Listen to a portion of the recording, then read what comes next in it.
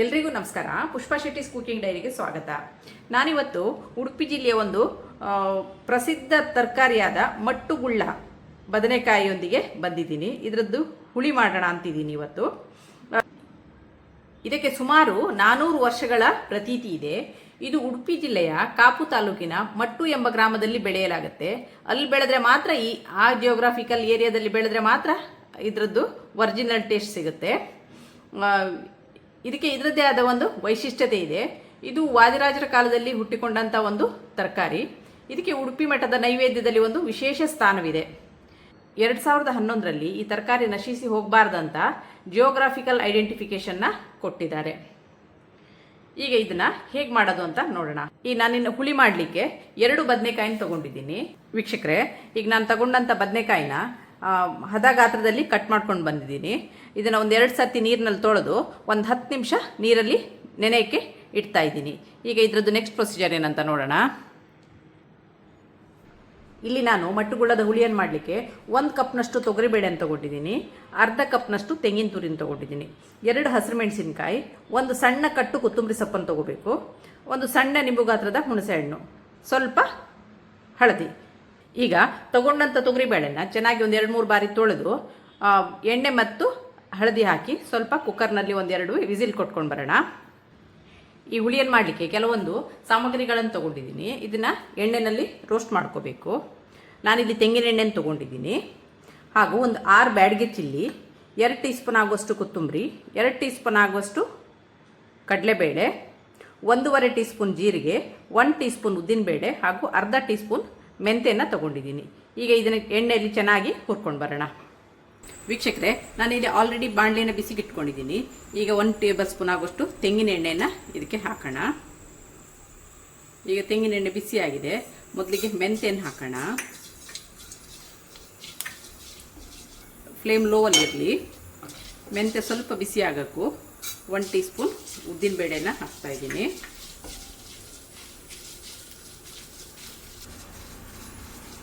ಈ ಉದ್ದಿನಬೇಳೆ ಸ್ವಲ್ಪ ಕೆಂಪಗೆ ಆಗ್ತಾ ಬರ್ತಾ ಇದೆ. ಈಗ ಸ್ವಲ್ಪ 2 ಟೇಬಲ್ ಸ್ಪೂನ್ ಆಗುವಷ್ಟು ಕಡಲೆಬೇಳೆನ ಹಾಕಿದ್ದೀನಿ.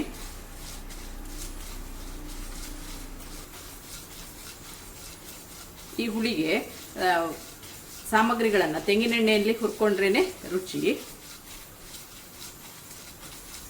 ಈಗ ಇದು ಕಡಲೆಬೇಳೆ ಉದ್ದಿನಬೇಳೆ ಘಮ ಬರ್ತಾ ಇದೆ.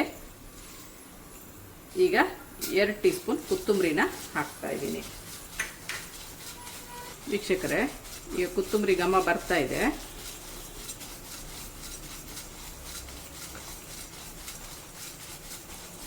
ಸಾಮಗ್ರಿಗಳನ್ನು ಹದವಾಗಿ ಹುರ್ಕೊಳ್ಳಿ. ಈಗ ಕೊತ್ತಂಬರಿ ಘಮ ಬರ್ತಾ ಇದೆ. 1.5 ಟೀ ಸ್ಪೂನ್ ಆಗುವಷ್ಟು ಜೀರಿಗೆಯನ್ನು ಹಾಕಿದ್ದೀನಿ. ಜೀರಿಗೆನ ಹೆಚ್ಚಿಗೆ ಹುರ್ಕೋಬಾರ್ದು, ಸ್ವಲ್ಪ ಘಮ ಬಂದರೆ ಸಾಕು. ಈಗ ಇದನ್ನು ಒಂದು ಪಾತ್ರೆಗೆ ಟ್ರಾನ್ಸ್ಫರ್ ಮಾಡ್ಕೊಳ್ಳೋಣ.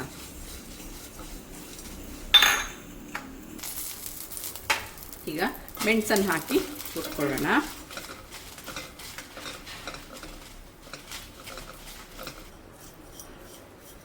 ನೋಡಿ, ಸಾಮಗ್ರಿಗಳನ್ನು ಈ ಥರ ಹದವಾಗಿ ಹುರ್ಕೋಬೇಕು. ಈಗ ಇದು ಮೆಣಸು ಹುರಿದು ಆಗಿದೆ.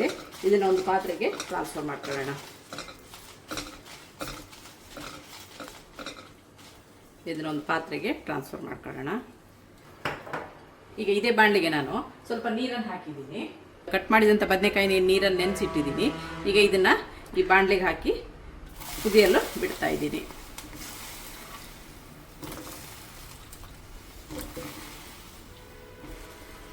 ಈಗ ಇದನ್ನು ಮುಚ್ಚಿಡೋಣ. ಇದು ಚೆನ್ನಾಗಿ ಬೇಯಲಿ. ಅಷ್ಟೊತ್ತಿಗೆ ನಾವು ಮಸಾಲ ಪದಾರ್ಥನ ರೆಡಿ ಮಾಡ್ಕೊಂಡು ಬರೋಣ.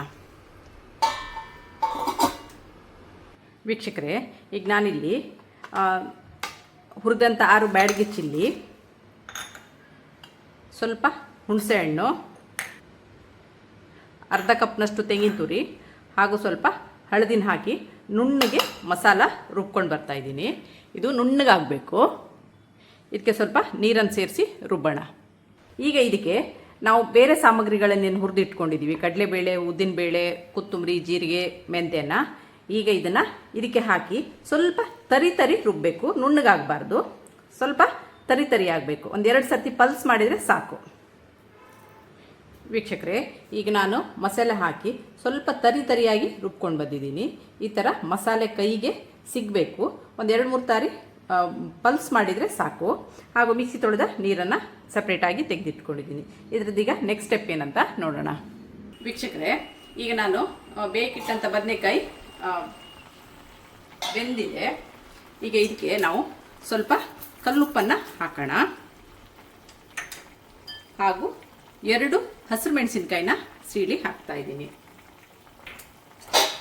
ಈ ಬದನೆಕಾಯಿ ನೋಡಿ ಹದವಾಗಿ ಚೆನ್ನಾಗಿ ಬೆಂದಿದೆ. ಇದು ಉಪ್ಪು ಮತ್ತು ಮೆಣಸಿನ ಖಾರ ಎಲ್ಲ ಎಳ್ಕೊಳ್ಳಿ. 1 ನಿಮಿಷ ಮುಚ್ಚಿಡೋಣ. ಈಗ ಇದು ಆಗಿದೆ. ಈಗ ಈ ಹಂತದಲ್ಲಿ ಮಸಾಲೆನೇನು ರೆಡಿ ಮಾಡ್ಕೊಂಡಿದ್ದೀವಿ ಅದನ್ನು ಹಾಕೋಣ. ಹಾಗೂ ಬೇಳೆನೇನು ಬೇಯಿಸಿಟ್ಕೊಂಡಿದ್ದೀವಿ ಅದನ್ನು ಸಹ ಇದಕ್ಕೆ ಹಾಕ್ತಾ ಇದ್ದೀನಿ. ಈಗ ಮಾಡಿಟ್ಕೊಂಡಂಥ ಮಸಾಲೆ, ಬೇಳೆ ಹಾಗೂ ಸ್ವಲ್ಪ ಉರುಳು ತೊಳೆದ ನೀರನ್ನು ಸಹ ಹಾಕ್ತಾ ಇದ್ದೀನಿ.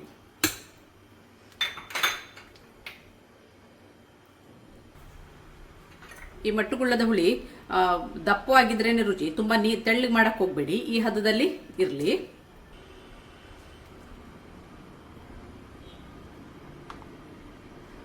ಈ ಹುಳಿ ಒಮ್ಮೆ ಮಾಡಿಕೊಂಡ್ರೆ ನೀವು ಪದೇ ಪದೇ ಯಾವಾಗಲೂ ಮಾಡ್ಕೊಳ್ತೀರಿ, ಅಷ್ಟು ರುಚಿಯಾಗಿರುತ್ತೆ. ಇದನ್ನ ಒಮ್ಮೆ ಟ್ರೈ ಮಾಡಿ. ಹಾಗೂ ನಿಮಗೆ ನನ್ನ ಈ ರೆಸಿಪಿ ಇಷ್ಟವಾದಲ್ಲಿ ಪುಷ್ಪಾ ಶೆಟ್ಟಿಸ್ ಕುಕಿಂಗ್ ಡೈರಿ ಇದಕ್ಕೆ ಒಂದು ಲೈಕ್ ಕೊಡಿ, ಶೇರ್ ಮಾಡಿ, ಕಮೆಂಟ್ ಮಾಡಿ. ಸಬ್ಸ್ಕ್ರೈಬ್ ಆಗಿಲ್ಲ ಅಂದರೆ ಸಬ್ಸ್ಕ್ರೈಬ್ ಆಗಿ. ಹಾಗೂ ನಿಮ್ಮ ಫ್ಯಾಮಿಲಿ ಮತ್ತು ಫ್ರೆಂಡ್ಸ್ಗಳ ಜೊತೆನೂ ಹಂಚಿಕೊಳ್ಳಿ.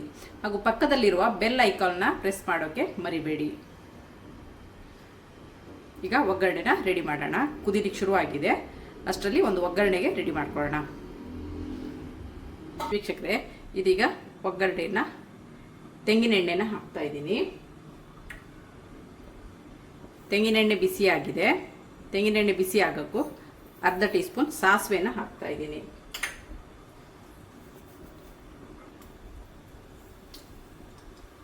ಸಾಸಿವೆ ಸಿಡಿತಾ ಇದೆ. ಈಗ ಸಾಸಿವೆ ಸ್ವಲ್ಪ ಸಿಡಿಯೋಕ್ಕೂ ಕೆಂಪು ಮೆಣಸನ್ನು ಹಾಕ್ತಾ ಇದ್ದೀನಿ. ಸ್ವಲ್ಪ ಕೈ ಆಡಿಸೋಣ. ನಂತರ ಮೆಣಸಿನ ಖಾರ ಬಿಡೋಕ್ಕೂ ಕರಿಬೇವನ್ನು ಹಾಕ್ತಾ ಇದ್ದೀನಿ. ವೀಕ್ಷಕರೇ, ಈಗ ಹುಳಿ ಕುದೀತಾ ಇದೆ. ಈಗ ಇದಕ್ಕೆ ಒಗ್ಗರಣೆಯನ್ನು ಹಾಕೋಣ. 1 ಕಟ್ ಕೊತ್ತಂಬರಿ ಸೊಪ್ಪನ್ನು ನಾವು ತಗೊಂಡಿದ್ದೀವಿ, ಅದನ್ನು ಇದರ ಮೇಲೆ ಹಾಕೋಣ. ಈಗ ವೀಕ್ಷಕರೇ, ರುಚಿಯಾದ ಮಟ್ಟುಗುಳ್ಳದ ಹುಳಿ ಸವಿಯಲು ಸಿದ್ಧವಾಗಿದೆ.